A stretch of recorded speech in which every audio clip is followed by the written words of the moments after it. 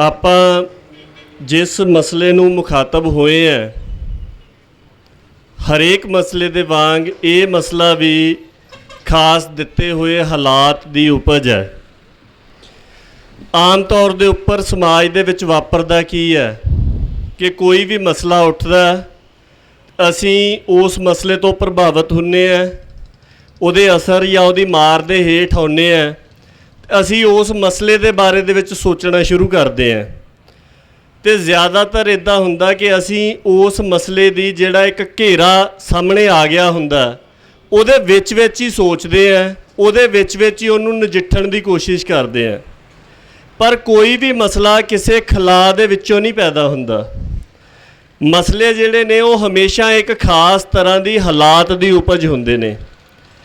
ਜਿੰਨੀ ਦੇਰ ਤੱਕ ਤੁਸੀਂ ਉਸ ਹਾਲਾਤ ਨੂੰ ਨਾ ਬਦਲੋ, ਓਨੀ ਦੇਰ ਤੱਕ ਮਸਲਾ ਜਿਹੜਾ ਆ ਉਹ ਇੱਕ ਵਾਰ ਦਬ ਜਾਂਦਾ, ਪਰ ਦੁਬਾਰਾ ਫੇਰ ਨਵੇਂ ਰੂਪ ਦੇ ਵਿੱਚ ਸਾਹਮਣੇ ਆਉਂਦਾ।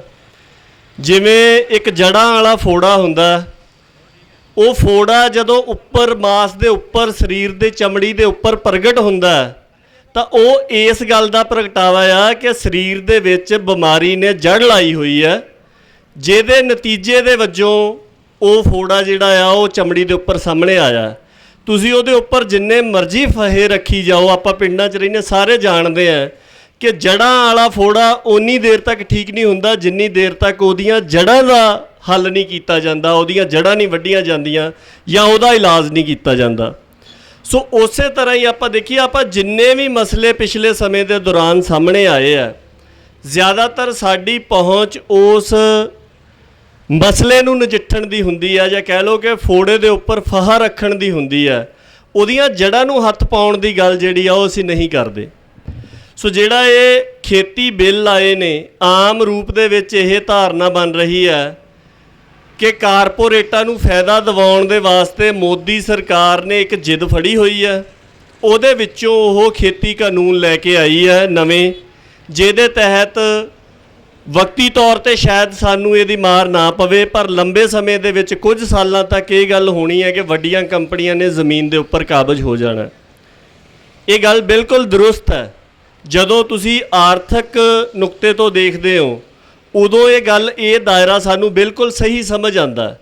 ਪਰ ਆਪਾਂ ਦੇਖੀਏ ਕਿ ਇਹ ਬਿਮਾਰੀ ਦੀ ਅਸਲ ਜੜ ਨਹੀਂ ਹੈ, ਨਾ ਇਹ ਕਾਨੂੰਨ ਅਤੇ ਨਾ ਹੀ ਮੋਦੀ ਸਰਕਾਰ ਦਾ ਅੜੀਅਲ ਰਵੱਈਆ। ਜੇ ਕਾਨੂੰਨ ਨਾ ਵੀ ਆਏ ਹੁੰਦੇ ਤਾਂ ਵੀ ਪਿਛਲੇ 3 ਦਹਾਕਿਆਂ ਤੋਂ 90 ਤੋਂ ਬਾਅਦ ਜਿੰਨੀਆਂ ਨੀਤੀਆਂ ਬਣ ਰਹੀਆਂ ਸੀਗੀਆਂ, ਉਹਦੇ ਤਹਿਤ ਜ਼ਮੀਨਾਂ ਜਾਣੀਆਂ ਹੀ ਸੀ, ਕਿਉਂਕਿ ਉਹ ਸਾਰਾ ਪਿਆ ਉਹ ਫੜਿਆ ਹੋਇਆ। ਤੁਸੀਂ ਇੱਕ ਗੱਡੀ ਦੇ ਵਿੱਚ ਬੈਠਦੇ ਹੋ, ਉਹ ਗੱਡੀ ਮੰਨ ਲਓ ਦਿੱਲੀ ਨੂੰ ਜਾ ਰਹੀ, ਤੁਹਾਨੂੰ ਪਤਾ ਲੱਗ ਗਿਆ ਕਿ ਦਿੱਲੀ ਨੂੰ ਜਾ ਰਹੀ, ਡੱਬੇ ਦੇ ਵਿੱਚ ਪਿੱਛੇ ਨੂੰ ਭੱਜਣ ਲੱਗ ਜਾਓਗੇ, ਕਿੰਨੀ ਕੁ ਲੇਟ ਪਹੁੰਚ ਜਾਓਗੇ? ਪਹਿਲੇ ਡੱਬੇ ਦੇ ਨਾਲ ਨਹੀਂ ਪਹੁੰਚੋਗੇ ਤਾਂ 10ਵੇਂ ਦੇ ਨਾਲ ਪਹੁੰਚ ਜਾਓਗੇ। ਇਸ ਤੋਂ ਜ਼ਿਆਦਾ ਫਰਕ ਨਹੀਂ ਪੈਂਦਾ। ਬੁਨਿਆਦੀ ਰੂਪ ਦੇ ਵਿੱਚ ਇਹ ਗੱਲ ਸਮਝਣੀ ਚਾਹੀਦੀ ਕਿ ਸਾਰਾ ਕੁਝ ਹੋ ਕਿਉਂ ਰਿਹਾ ਆ। ਨਾ ਇਹ ਕਿਸੇ ਸਰਕਾਰ ਦੇ ਅੜੀਅਲ ਜਾਂ ਜਿੱਦ ਵਾਲੇ ਰਵੱਈਏ ਕਰਕੇ ਹੋ ਰਿਹਾ, ਨਾ ਇਹ ਗੱਲ ਇਸ ਕਰਕੇ ਹੋ ਰਹੀ ਹੈ ਕਿ ਵੱਡੀਆਂ ਕੰਪਨੀਆਂ ਦਾ ਕਬਜ਼ਾ ਕਰਵਾ ਦੇਣਾ। ਮੈਂ ਨਹੀਂ ਕਹਿੰਦਾ ਇਹ ਦੋਵੇਂ ਗੱਲਾਂ ਗਲਤ ਨੇ, ਇਹ ਸਹੀ ਨੇ, ਪਰ ਉਹਦੇ ਬਾਵਜੂਦ ਇਹ ਅਸਲ ਕਾਰਨ ਨਹੀਂ ਹੈ। ਅਸਲ ਕਾਰਨ ਇਹ ਹੈ ਕਿ ਜਿਹੜਾ ਦਿੱਲੀ ਸਾਮਰਾਜ ਹੈ, ਦਿੱਲੀ ਤਖਤ ਹੈ, ਉਹ ਬਿਲਕੁਲ ਇੱਕ ਵਿਪਰਵਾਦੀ ਸਾਮਰਾਜ ਵਾਂਗੂ ਕੰਮ ਕਰ ਰਿਹਾ। ਜਿੱਦਾਂ ਪਹਿਲਾਂ ਵੀ ਤੁਹਾਡੇ ਨਾਲ ਉਚਾਰਾਂ ਦੀ ਸਾਂਝ ਪਾਉਂਦਿਆਂ ਇਹ ਗੱਲ ਕਹੀ ਸੀ ਕਿ ਆਮ ਤੌਰ ਦੇ ਉੱਪਰ ਇਹ ਗੱਲ ਕਹੀ ਜਾ ਰਹੀ ਕਿ ਰਾਜ ਸਭਾ ਦੇ ਵਿੱਚ ਵੋਟਾਂ ਨਹੀਂ ਪਵਾਈਆਂ, ਇਸ ਕਰਕੇ ਜਮਹੂਰੀਅਤ ਦਾ ਘਾਣ ਹੋ ਗਿਆ। ਦੇਖੋ, ਗੱਲ ਸਿਰਫ ਇੰਨੀ ਨਹੀਂ ਹੈ ਕਿ ਰਾਜ ਸਭਾ ਦੇ ਵਿੱਚ ਵੋਟਾਂ ਨਹੀਂ ਪਵਾਈਆਂ। ਗੱਲ ਇਹ ਹੈ ਕਿ ਦਿੱਲੀ ਤਖਤ ਦੀ ਜਿਹੜੀ ਬੁਨਿਆਦੀ ਫਿਤਰਤ ਹੈ ਉਹ ਇੱਕ ਸਾਮਰਾਜ ਵਾਲੀ ਹੈ, ਔਰ ਜਿਹੜਾ ਇੱਕ ਸਾਮਰਾਜ ਜਾਂ ਇੰਪੀਰੀਅਲ ਸਟੇਟ ਹੁੰਦੀ, ਉਹ ਕਦੇ ਵੀ ਲੋਕਾਂ ਦੀ ਫੈਸਲਿਆਂ ਦੇ ਵਿੱਚ ਸ਼ਮੂਲੀਅਤ ਉਹਨਾਂ ਦੀ ਰਾਏ ਦੇ ਨਾਲ ਨਹੀਂ ਕਰਾਉਂਦੀ, ਨਾ ਉਹਨਾਂ ਦੀ ਗੱਲ ਅਪੀਲ ਦਲੀਲ ਦੇ ਨਾਲ ਸੁਣੀ ਜਾਂਦੀ ਹੈ, ਡੰਡੇ ਦੇ ਨਾਲ ਗੱਲ ਮਨਵਾਈ ਜਾਂਦੀ ਹੈ। ਇਹ ਸਾਰੀ ਦੁਨੀਆ ਦਾ ਇਤਿਹਾਸ ਸਾਡੇ ਸਾਹਮਣੇ ਪਿਆ ਕਿ ਜਿੱਥੇ ਵੀ ਕਿਤੇ ਸਾਮਰਾਜ ਦੀ ਲੀਹਾਂ ਦੇ ਉੱਪਰ ਕੋਈ ਵੀ ਰਾਜ ਚੱਲੂਗਾ, ਉਹ ਲੋਕਾਂ ਦੀ ਰਾਏ ਦੇ ਨਾਲ, ਦਲੀਲ ਦੇ ਨਾਲ ਜਾਂ ਅਪੀਲ ਦੇ ਨਾਲ ਫੈਸਲੇ ਨਹੀਂ ਮਨਵਾਉਂਦਾ, ਉਹ ਡੰਡੇ ਦੇ ਨਾਲ ਫੈਸਲੇ ਮਨਵਾਉਂਦਾ। ਇਹੀ ਕਾਰਨ ਹੈ ਕਿ ਰਾਜ ਸਭਾ ਦੇ ਵਿੱਚ ਵੋਟਾਂ ਨਹੀਂ ਪਵਾਈਆਂ ਗਈਆਂ, ਵੋਟਾਂ ਪਾਉਣ ਤੋਂ ਬਿਨਾਂ ਇਹ ਸਾਰਾ ਕੁਝ ਕੀਤਾ ਗਿਆ। ਦੂਜੀ ਗੱਲ ਆਪਾਂ ਦੇਖੀਏ ਕਿ ਕਿੰਨੀ ਵੱਡੀ ਪੱਧਰ ਦੇ ਉੱਪਰ ਅੱਜ ਕਿੰਨੇ ਦਿਨ ਹੋ ਗਏ ਪੰਜਾਬ ਸਾਰਾ ਲਗਭਗ ਜਾਮ ਕੀਤਾ ਹੋਇਆ, ਰੇਲਾਂ ਰੋਕੀਆਂ ਹੋਈਆਂ ਔਰ ਬੱਚਿਆਂ ਤੋਂ ਲੈ ਕੇ ਬਜ਼ੁਰਗ ਤੱਕ ਨੌਜਵਾਨ ਸਾਰੇ ਸੜਕਾਂ ਦੇ ਉੱਪਰ ਘਰਾਂ ਚੋਂ ਬਾਹਰ ਨਿਕਲ ਕੇ ਬੈਠੇ ਹੋਏ ਆ ਸਿਰਫ ਇੰਨੀ ਗੱਲ ਦੇ ਵਾਸਤੇ ਕਿ ਸਾਡੀ ਗੱਲ ਸੁਣੀ ਜਾਵੇ। ਉਹਦੇ ਬਾਵਜੂਦ ਗੱਲ ਨਹੀਂ ਸੁਣੀ ਜਾ ਰਹੀ। ਕਿਉਂ ਨਹੀਂ ਸੁਣੀ ਜਾ ਰਹੀ? ਉਹ ਇਸ ਕਰਕੇ ਨਹੀਂ ਸੁਣੀ ਜਾ ਰਹੀ ਕਿ ਜਿਹੜਾ ਦਿੱਲੀ ਸਾਮਰਾਜ ਦੇ ਉੱਪਰ ਕਾਬਜ਼ ਬਿੱਪਰ ਹੈ ਉਹਦੇ ਵਿੱਚ ਬੁਨਿਆਦੀ ਜਾਂ ਬਰਾਬਰੀ ਜਾਂ ਦਇਆ ਦਾ ਭਾਵ ਨਹੀਂ ਹੈ। ਕੋਈ ਕਿਸੇ ਦੀ ਗੱਲ ਕਦੋਂ ਸੁਣਦਾ? ਉਦੋਂ ਸੁਣਦਾ ਜਦੋਂ ਉਹਨੂੰ ਆਪਣੇ ਬਰਾਬਰ ਮੰਨਦਾ ਹੋਵੇ। ਜਿਹੜਾ ਕੋਈ ਆਪਣੇ ਕਿਸੇ ਨੂੰ ਬਰਾਬਰ ਨਹੀਂ ਮੰਨਦਾ ਉਹ ਥੋੜ੍ਹੀ ਕੀਤਿਆਂ ਉਹਦੀ ਗੱਲ ਨਹੀਂ ਸੁਣਦਾ, ਬਸ਼ਰਤੇ ਕਿ ਉਹਦੀ ਕੋਈ ਮਜਬੂਰੀ ਨਾ ਬਣ ਜਾਵੇ।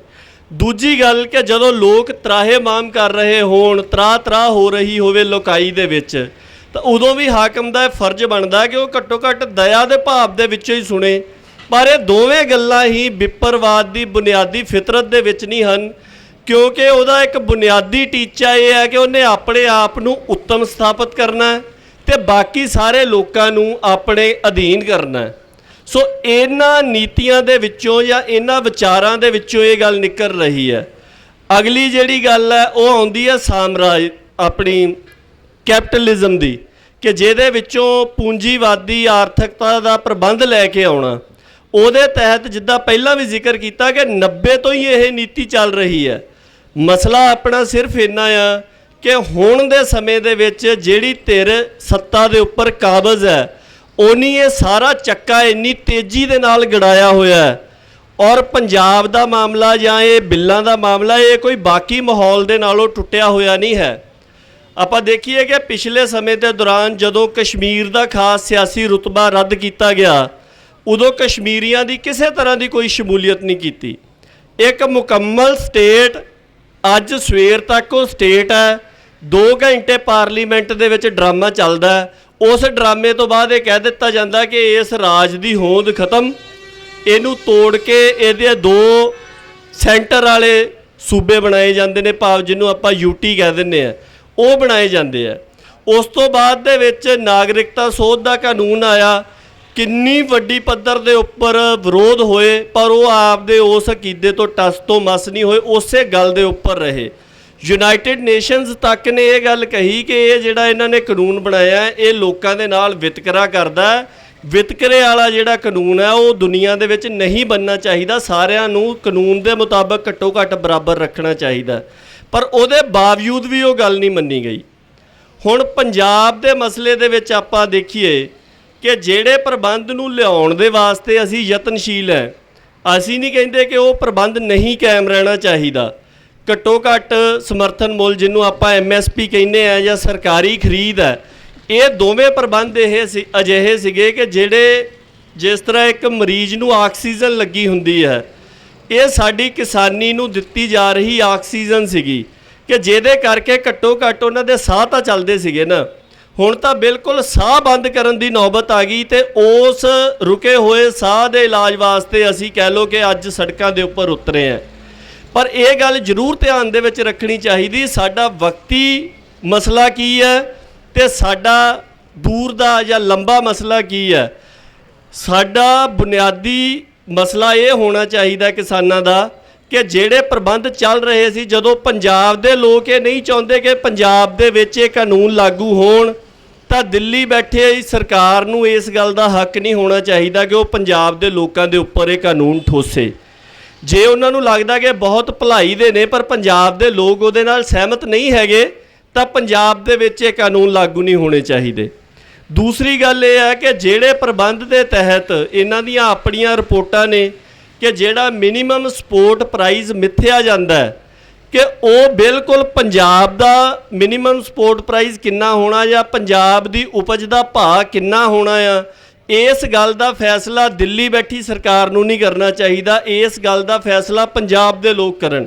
ਆਪਾਂ ਦੇਖੀਏ ਪੰਜਾਬ ਦੇ ਵਿੱਚ ਖੇਤੀਬਾੜੀ ਦੇ ਹਾਲਾਤ ਹੋਰ ਨੇ, ਰਾਜਸਥਾਨ ਦੇ ਵਿੱਚ ਹੋਰ ਨੇ, ਤਾਮਿਲਨਾਡੂ ਦੇ ਵਿੱਚ ਹੋਰ ਨੇ, ਕੇਰਲ, ਕਰਨਾਟਕ, ਨਾਗਾਲੈਂਡ, ਇੰਨਾ ਵਿਆਪਕ ਖਿੱਤਾ ਆ, ਮੱਧ ਪ੍ਰਦੇਸ਼, ਮਹਾਰਾਸ਼ਟਰ, ਸਾਰੀਆਂ ਥਾਵਾਂ ਦੇ ਉੱਪਰ ਹਾਲਾਤ ਵੱਖੋ ਵੱਖਰੇ ਨੇ। ਲੋਕਾਂ ਦੇ ਸਿਰਫ ਸੁਭਾਅ ਹੀ ਨਹੀਂ ਵੱਖਰੇ, ਵਾਤਾਵਰਨ ਵੱਖਰੀ ਤਰ੍ਹਾਂ ਦਾ।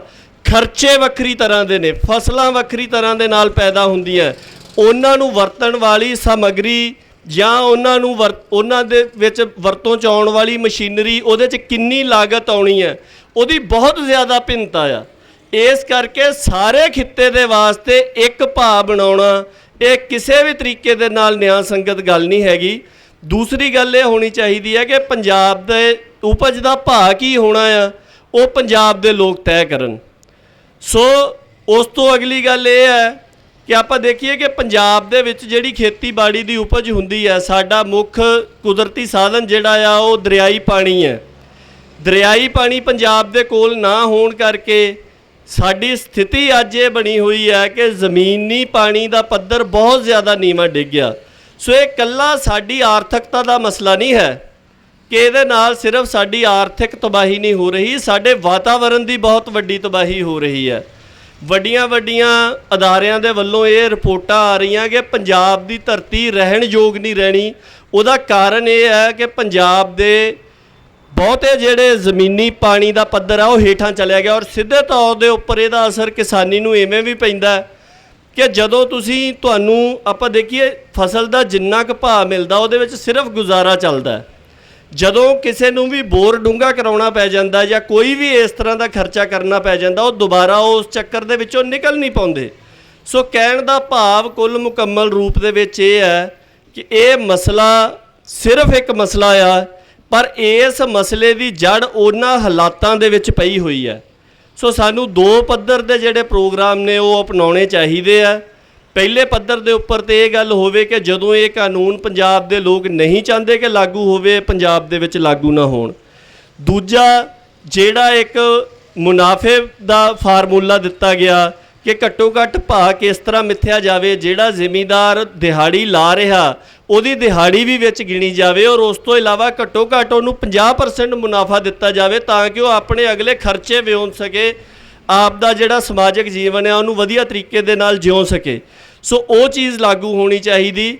ਉਸ ਤੋਂ ਇਲਾਵਾ ਵਕਤੀ ਮਸਲੇ ਜਦੋਂ ਹੱਲ ਹੁੰਦੇ ਨੇ ਤਾਂ ਉਹਨਾਂ ਤੋਂ ਬਾਅਦ ਸਾਨੂੰ ਇਸ ਹਾਲਾਤ ਨੂੰ ਜਿਹੜਾ ਐਡਾ ਵੱਡਾ ਉਭਾਰ ਉੱਠਿਆ ਆ, ਇਹਨੂੰ ਸਿਰਫ MSP ਤੇ ਸਰਕਾਰੀ ਖਰੀਦ ਲੈ ਕੇ ਨਹੀਂ ਬੈਠਣ ਦੇਣਾ ਚਾਹੀਦਾ। ਇਹਦੇ ਵਾਸਤੇ ਸਾਡਾ ਅਗਲਾ ਪਲਾਨ ਇਹ ਹੋਣਾ ਚਾਹੀਦਾ ਕਿ ਪੰਜਾਬ ਉਹਨਾਂ ਹਾਲਾਤਾਂ ਨੂੰ ਨਜਿੱਠਣ ਦੇ ਸਮਰੱਥ ਹੋਵੇ ਜਿਨ੍ਹਾਂ ਦੇ ਵਿੱਚੋਂ ਇਹ ਮਸਲੇ ਪੈਦਾ ਹੋ ਰਹੇ ਆ। ਉਹਦੇ ਵਿੱਚ ਕਾਫੀ ਸਾਰੀਆਂ ਗੱਲਾਂ ਹੋ ਸਕਦੀਆਂ ਨੇ। ਪਹਿਲੀ ਗੱਲ ਤਾਂ ਇਹੀ ਹੋ ਸਕਦੀ ਹੈ ਕਿ ਭਾਅ ਮਿੱਥਣ ਦੀ ਜਿਹੜੀ ਖੁਦ ਮੁਖਤਿਆਰੀ ਆ ਉਹ ਪੰਜਾਬ ਦੇ ਕੋਲ ਹੋਣੀ ਚਾਹੀਦੀ ਹੈ। ਦੂਸਰੀ ਗੱਲ ਇਹ ਹੈ ਕਿ ਪੰਜਾਬ ਨੇ ਆਪਣੀਆਂ ਜਿਣਸਾਂ ਦਾ ਵਪਾਰ ਕਿੱਥੇ ਕਰਨਾ ਆ, ਇਹ ਗੱਲ ਪੰਜਾਬ ਇਸ ਗੱਲ ਦਾ ਫੈਸਲਾ ਕਰੇ।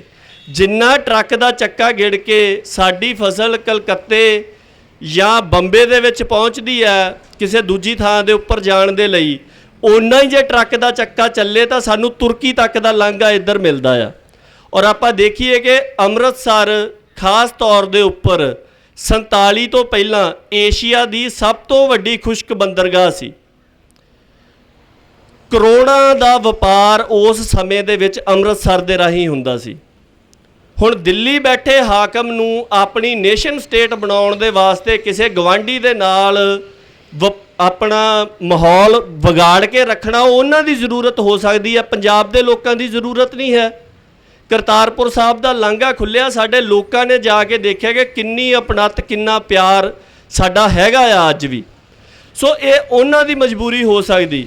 ਆਪਾਂ ਦੇਖੀਏ ਕਿ ਜਦੋਂ ਬਾਲਾਕੋਟ ਵਾਲਾ ਵੀ ਕੰਮ ਹੋਇਆ ਉਦੋਂ ਫਟਾਫਟ ਵਾਹਗਾ ਬਾਰਡਰ ਬੰਦ ਕਰ ਦਿੱਤਾ ਗਿਆ, ਜਦ ਕਿ ਕਰਾਚੀ ਵਾਲੇ ਪਾਸਿਓਂ ਵੀ ਵਪਾਰ ਚੱਲ ਰਿਹਾ ਸੀ, ਸ਼੍ਰੀਨਗਰ ਵਾਲੇ ਪਾਸਿਓਂ ਵੀ ਵਪਾਰ ਚੱਲ ਰਿਹਾ ਸੀ।